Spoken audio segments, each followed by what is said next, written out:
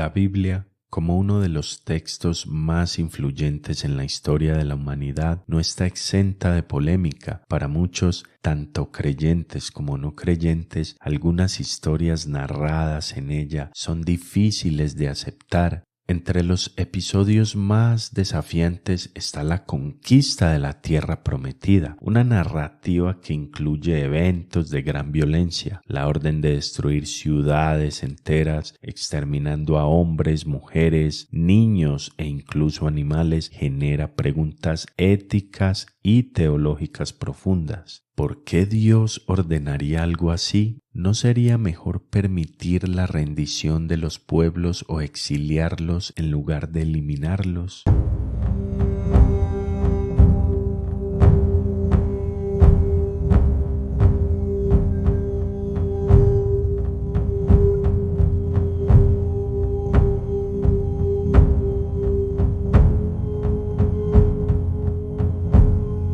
Hola, ¿cómo están? Y bienvenidos de nuevo a otro episodio de Elpis Podcast para la gloria de Dios. Recuerden visitar nuestro blog www.elpisein.blogspot.com y seguirnos en nuestras diferentes redes sociales. Este episodio lo estaremos basando en un fragmento del libro Sobrenatural del autor estadounidense Michael Heiser.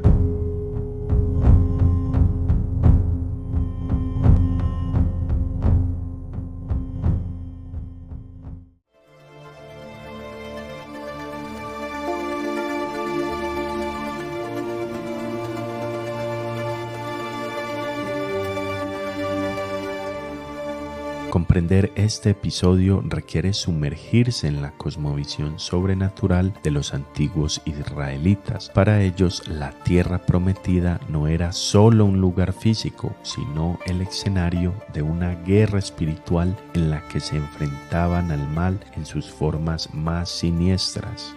Dos factores fundamentales destacan la narrativa de la conquista de Canaán. El primero tiene raíces en los eventos de la Torre de Babel. Según el relato bíblico, cuando las naciones se rebelaron contra Dios, Él decidió abandonar la relación directa con ellas y delegó su gobierno a seres celestiales, conocidos como los hijos de Dios. Estos gobernantes divinos, sin embargo, se corrompieron, aceptaron la adoración de los humanos y fomentaron la injusticia. Como resultado, se convirtieron en enemigos de Dios y del pueblo de Israel. Algunas de las naciones bajo su influencia habitaban en Canaán, lo que situó a los israelitas en una lucha contra estas entidades espirituales y sus seguidores humanos.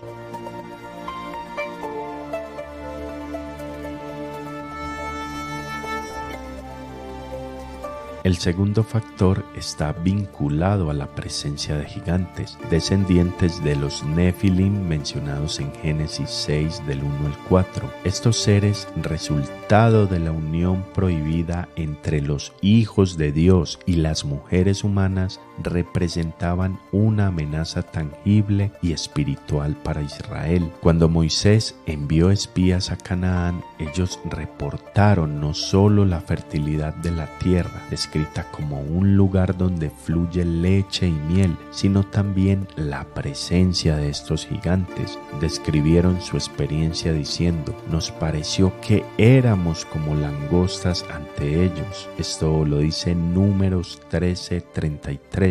La incredulidad y el temor del pueblo los llevaron a rechazar la idea de invadir Canaán, a pesar de que Dios había demostrado su poder al liberarlos de Egipto. Solo dos espías, Josué y Caleb, confiaron en que Dios podría garantizarles la victoria. Sin embargo, la falta de fe de los demás provocó la ira divina, al punto de que Dios consideró desheredar a Israel y comenzar de nuevo con Moisés. Finalmente, Moisés intercedió y aunque Dios perdonó al pueblo, impuso un castigo severo. Vagarían por el desierto durante 40 años hasta que todos los adultos incrédulos murieran. Tras 40 años de peregrinación, la nueva generación de israelitas recibió otra oportunidad para tomar la tierra prometida. Antes de cruzar el río Jordán, Dios los condujo a la región de Basán, conocida en la literatura antigua como el lugar de la serpiente y asociada con las puertas del inframundo. En esta región se encontraban dos reyes, Sehón y Og, gobernantes de los Refaim, una línea de gigantes emparentada con los anaseos. Enfrentar a estos enemigos era una prueba para el pueblo, destinada a prepararles para los desafíos que encontrarían al entrar en Canaán. Esta vez la fe de Israel no flaqueó. Guiados por Moisés, derrotaron a Sehón y Og, eliminando a los Refaim de la región. Este triunfo fortaleció su confianza en Dios y en su capacidad para cumplir promesas divinas.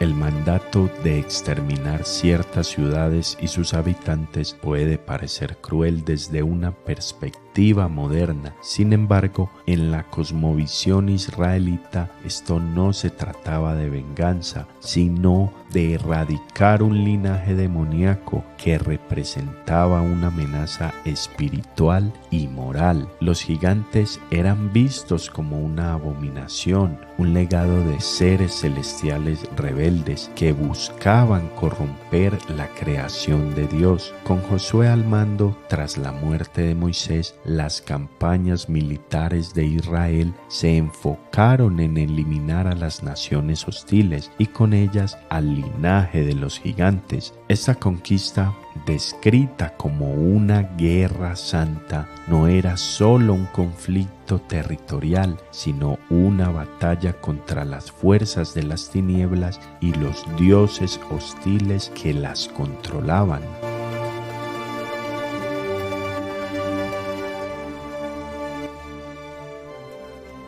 Aunque las campañas de Josué lograron avances significativos, no fueron completamente exitosas. Algunos gigantes sobrevivieron y encontraron refugio en lugares como Gaza, Gad y Asdod. Esta supervivencia tendría repercusiones más adelante, como se evidencia en el enfrentamiento entre David y Goliat, un gigante originario de Gad.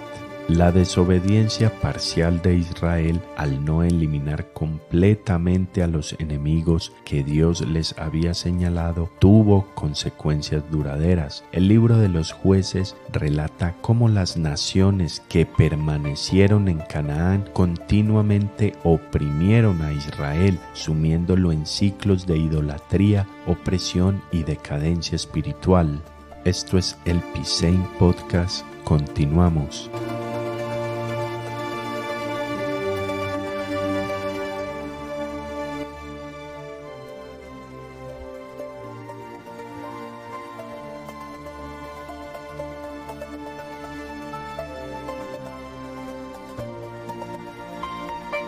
La narrativa de la conquista de Canaán resalta la tensión entre la fidelidad de Dios y la debilidad humana. A pesar de los fracasos de Israel, Dios permaneció comprometido con su plan de redención. La cosmovisión sobrenatural que emerge de estos relatos se extiende hasta el Nuevo Testamento, donde Pablo describe a las fuerzas del mal utilizando términos como principados, autoridades y poderes. Estas entidades, al igual que los dioses mencionados en el Antiguo Testamento, simbolizan la oposición espiritual contra los propósitos divinos. El fracaso de Israel en obedecer completamente a Dios permitió que estas fuerzas malignas mantuvieran su influencia. Sin embargo, este episodio también resalta la gracia y la paciencia de Dios, quien lejos de abandonar a su pueblo, continuó guiándolo hacia un futuro de redención.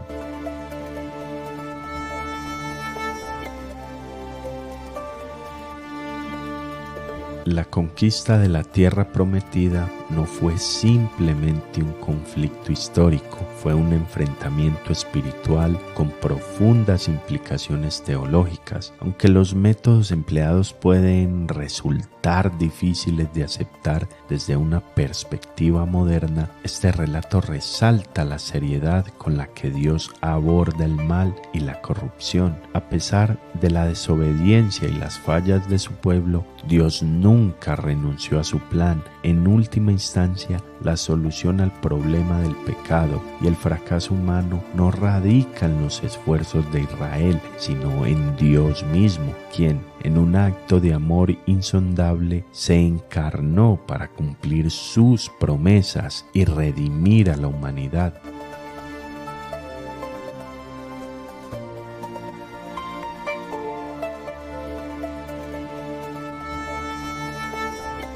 Este episodio nos invita a reflexionar sobre la fidelidad divina y la importancia de confiar en sus propósitos, incluso cuando no los entendemos completamente. En la historia de Israel encontramos tanto advertencias como esperanza, un recordatorio de que la obediencia y la fe son fundamentales para participar en los planes de Dios.